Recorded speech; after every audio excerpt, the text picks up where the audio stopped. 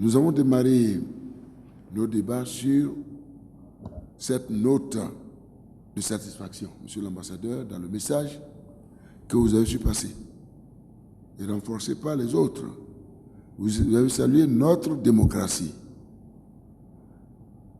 Et j'ai eu à vous dire, c'est une réalité. Nous avons commencé un jour et nous continuons le voyage sur le chemin de cette démocratie. J'ai attiré votre attention sur, disons, ces deux acquis. C'est là, entre autres, pour être rigoureux avec moi-même au terme des 10 années que je viens de passer, avec le privilège d'avoir eu les représentants de l'Union européenne dans la mise en œuvre des réformes qui préparent le chemin de la prospérité pour le peuple béninois. Je vous ai bien dit que dans les thèmes d'acquis, aujourd'hui nous avons des institutions, telles que par exemple la Cour constitutionnelle. Une fois qu'elle légifère, eh bien, tous les citoyens se plient, puisque ces décisions sont sans recours. C'est un acquis démocratique. Ceci est très important. Et que le second, j'ai eu à vous dire aussi, nous avons fini avec la question, ou le sens, le symbole que nous donnons à notre Constitution, notre loi fondamentale. Je suis sûr que certains d'entre vous avaient douté de notre engagement à consolider, à apporter notre contribution personnelle pour la consolidation de notre démocratie.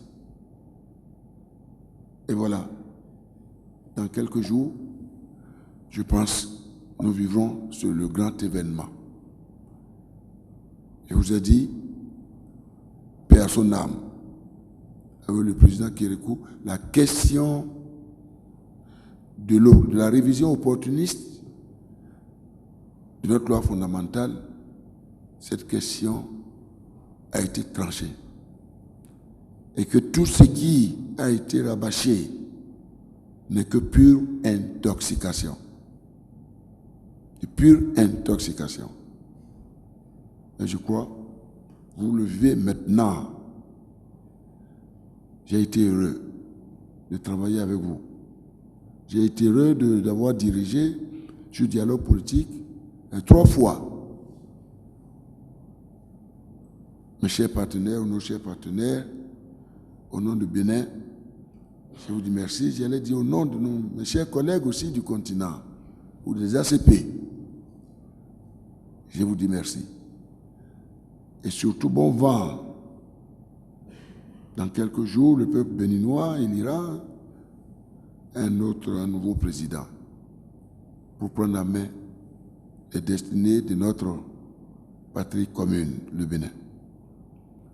Je voudrais vous rassurer que le peuple béninois est très mûr et saura, ici dans la paix, la stabilité, la transparence totale, saura identifier celui-là qui prendra en main les destins de notre pays à la face du monde. Mais j'ai pu vous dire que le temps que nous avons passé, et que j'ai eu à passer avec vous, ce temps a su évoluer. Et évolue.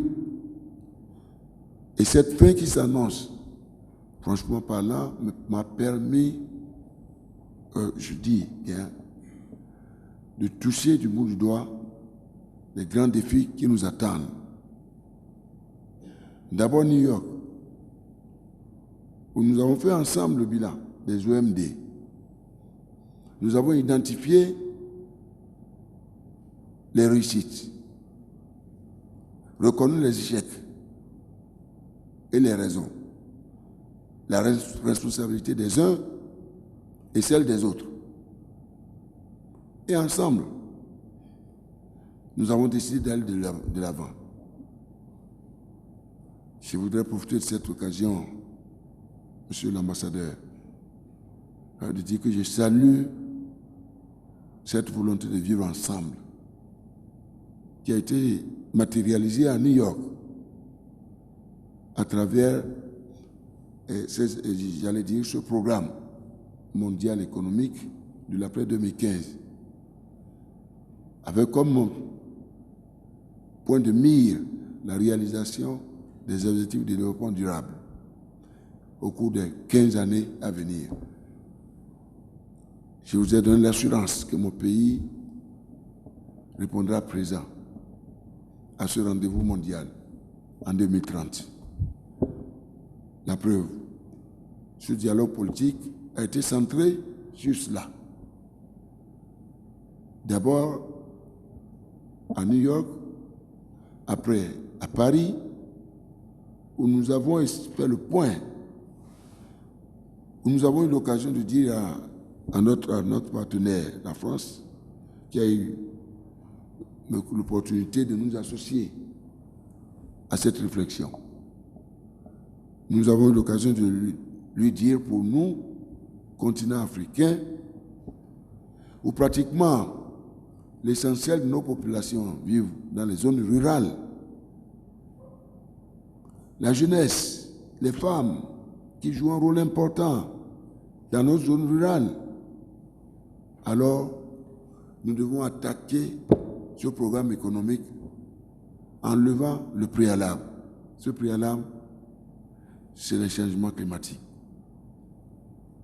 Sinon, qu'est-ce que nous pouvons faire encore? Qu'est-ce qu'ils peuvent faire, nos peuples,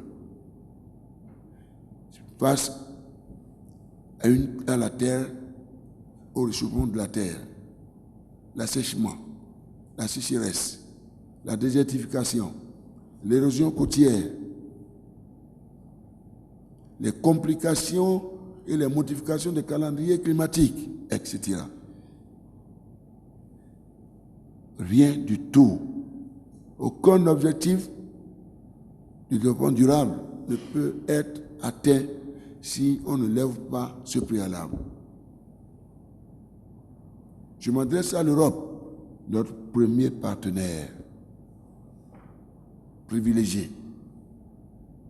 Et Dieu merci, c'est en votre sein, vous tous, que des pays acceptent de jouer le rôle de leadership. En tout cas, la responsabilité que vous voulez confier au Bénin, eh bien, vient à point nommé. Et le Bénin fera face à cette responsabilité. Madame l'ambassadeur de la République française pour le Bénin, nous vous demandons, appuyé par la communauté que vous constituez, nous vous demandons de transmettre notre disponibilité pour que le rendez-vous de Paris soit un succès.